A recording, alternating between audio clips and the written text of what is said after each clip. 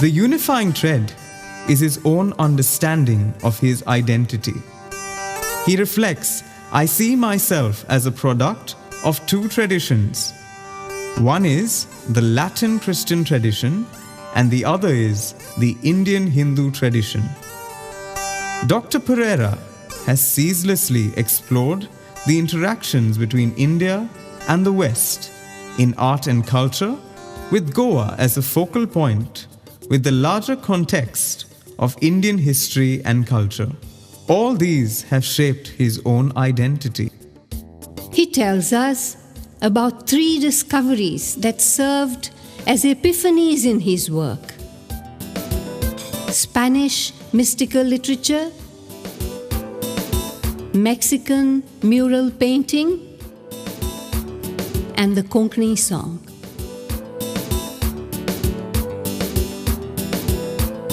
That is the lake of Raitolya to Salvasori, Danamaloya, Vepitra Cheri, Raitolya to Salvasori, Danamaloya, Vepitra Cheri. Pereira's ultimate contribution is this extraordinary knowledge of the world, encyclopedic knowledge of the world, which he then brings into a perspective to interpret our own world history. How little culture has produced actually a world history. And Pereira's, I think, great insight was to look at the uniqueness of that before anyone else did.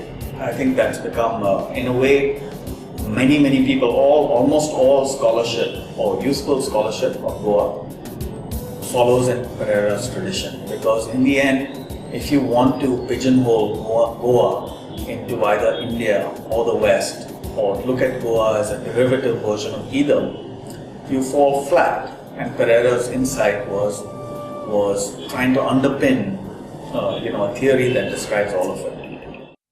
One palpable offshoot of this quest has been Dr. Pereira's contribution to the study of architecture of the Baroque period. Kapila Vatsayan in her foreword writes, Professor Pereira has given us an overview of the political history, the aesthetics of the Neo-Roman, the characteristics with Indian styles, and the emergence of a distinctly Indian Baroque. He builds up a strong case for Indianized Baroque as a regional development with characteristic features despite its external origin. Assessing the process of Indianization of Neo-Roman architecture, he describes it as European in grammar and Indian in syntax, though later even grammar was considerably modified, unquote. José Pereira made his own what he studied. He is also very much present in his work. He's very much present. With his striking color schemes.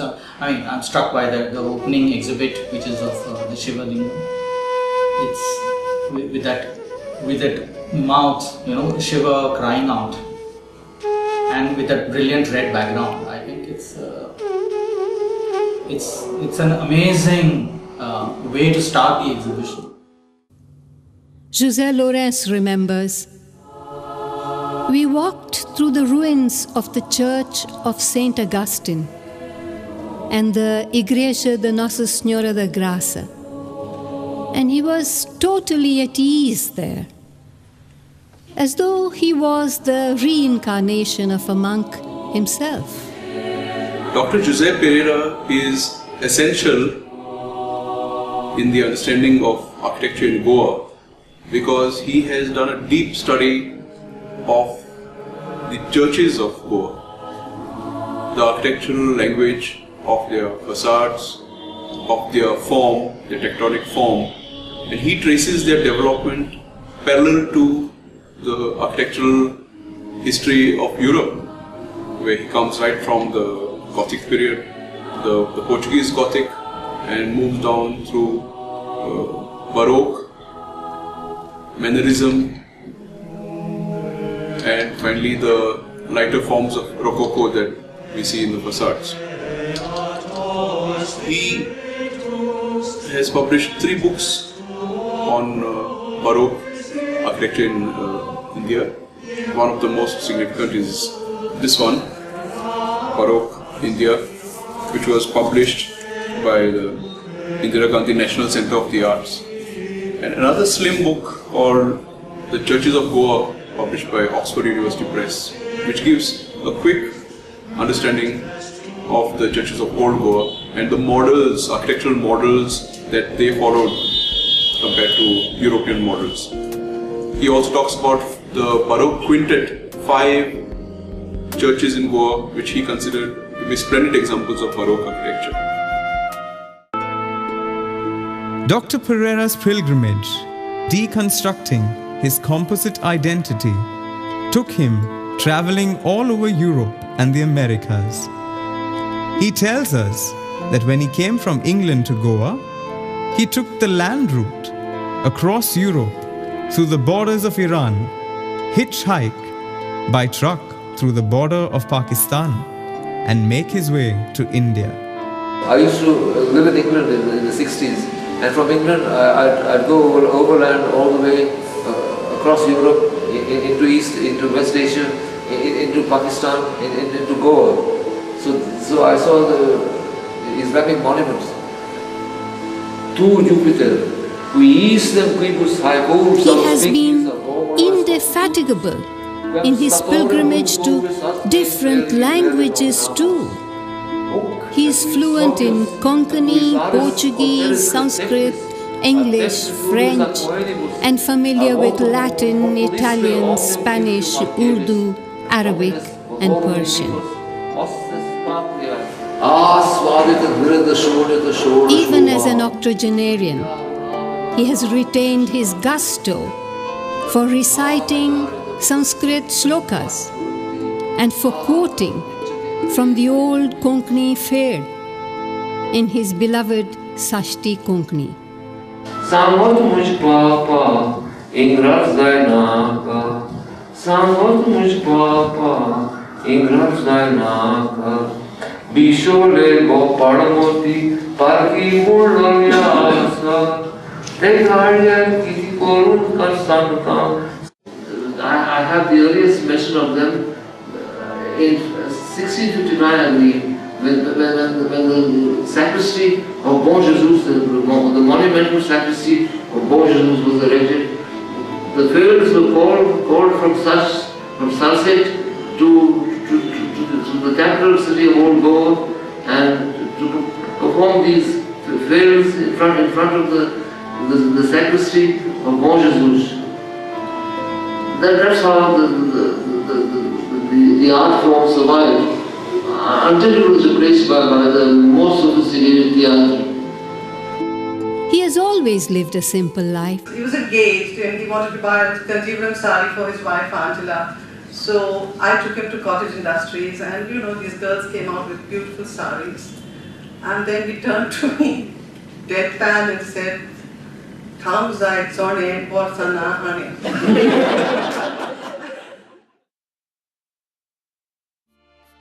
The life of the mind was a priority always, and reading, discussing ideas and books with colleagues and friends, often disagreeing with them, with incendiary fervor, all these added endless spice to his days.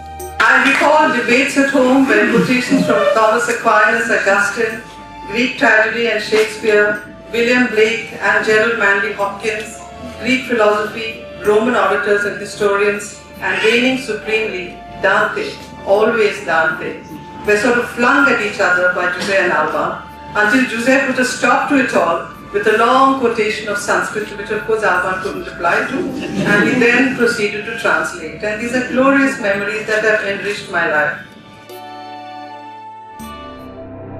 The eminent scholar artist has been no stranger to disappointment and pain.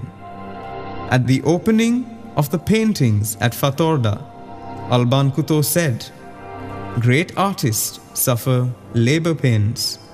Though with less intensity, we also feel their pains." The wall on which he painted a fresco at the cemetery of Juhu, Bombay, laboring under the hot sun with passion and enormous endurance, was carelessly ground to dust, and that was a sad blow to him.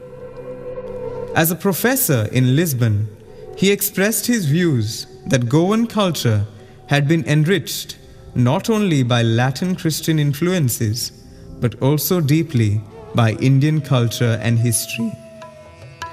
His viewpoint was bitterly resented by the authorities at the institute, and Dr. Pereira had to quickly leave the country. But still he had to leave Portugal because he was stubborn in saying, but we are not actually you. In Goa too, in recent years, Dr. Pereira's painting exhibition entitled Epiphanies of the Hindu Gods, which was inaugurated at the Xavier Center of Historical Research, Pereira, attracted the ire of some individuals and groups. Contrary to the claims that these images are against Indian culture, they actually embody the highest cultural ideals of our great civilization. Though the XCHR is cooperating with the police request to temporarily withdraw these paintings, it strongly condemns the threats and disrespect shown to this great Goan scholar. They claimed that the depiction of the gods as nude figures hurt their sentiments. As a first shot, I thank you for removing those objectionable paintings, and with due respect to your knowledge and your age, we request you to remove a few more drawings which we found which hurt our feelings. You have these lines. Meduram Parabhuva Shyam Stamal Prabhai Nattam Virurayam Sudevata Divam Radhe Griham Prabhaya. This is the beginning of Radha's, of Krishna's love life. He's still relatively a child. We do not agree with those references. They might be given from the scriptures, but the scripture and the painting is something different. The artist's explanation that he has kept closely to the reading of the scriptures fell on deaf ears. We need to speak out, all of us, and be firm against the recent objections to his work, and indeed in fighting for the preservation of our cultural freedoms and our cultural spaces. Subodh Kirkar withstood such protest, as you all know, and has written in defense of Jose's work. This action in the name of Hinduism flies in the face of the true spirit of India's civilizational ethos, which respects creative, intellectual and spiritual freedom. And it is outrageous to suggest that Dr. Pereira, a scholar of profound humility and spirituality, compassionate and wise, should set out to offend anybody, least of all Hinduism. Art critics in Delhi, where the exhibition had been held a few weeks earlier, had called it an endeavor to interpret some classical themes of Hindu art in a realistic idiom, an idiom that frees the drama in the themes from the constriction of iconographic formulas. In Goa, the exhibition had to be closed down.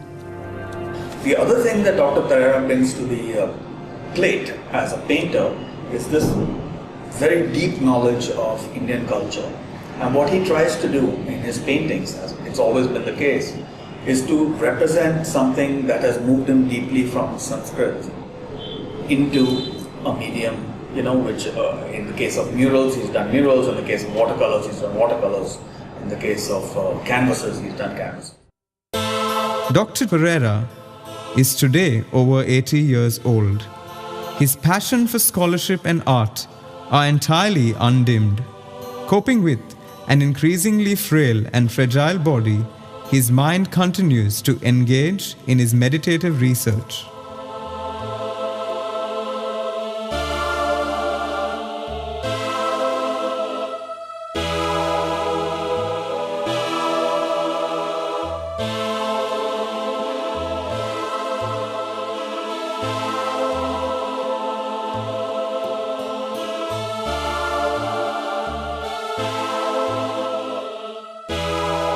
Got such immense scholarship. He's, dare I say it, he's almost like Da Vinci in the present time. I mean, he knows so many languages, he's so well read, he has written so many tracts, he is deeply embedded in Sanskrit literature especially.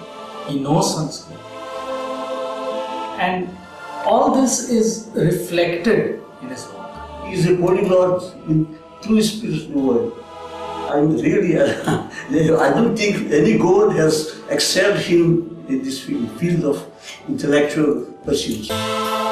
In 2012, the Government of India paid tribute to his scholarship by awarding him the title of Padma Bhushan. At last, some well-deserved attention was paid to this great man.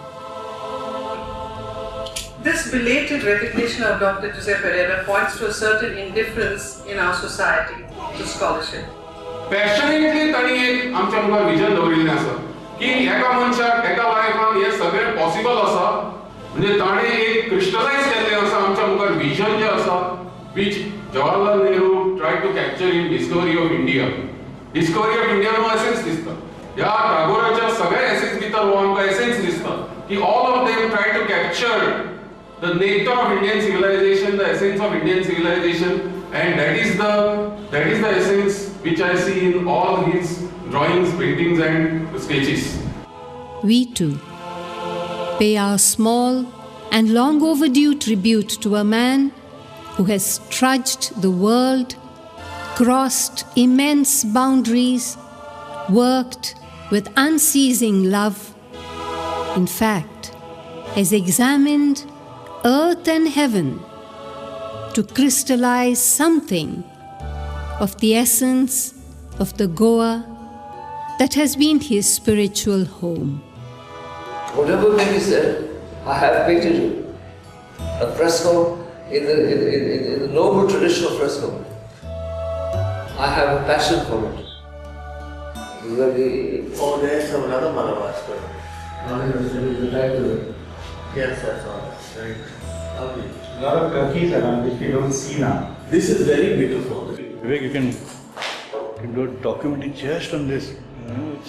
It's so much. This is a masterpiece. You could do a short movie on this. Yes. And you could get lost just discovering what all is here. Subjects. I'm like a Renaissance painter. The Renaissance painters were, I take it, believing Christians. At the same time, they turned to Greek and Roman mythology for dramatic excitement and aesthetic power, which is what I'm trying to do likewise.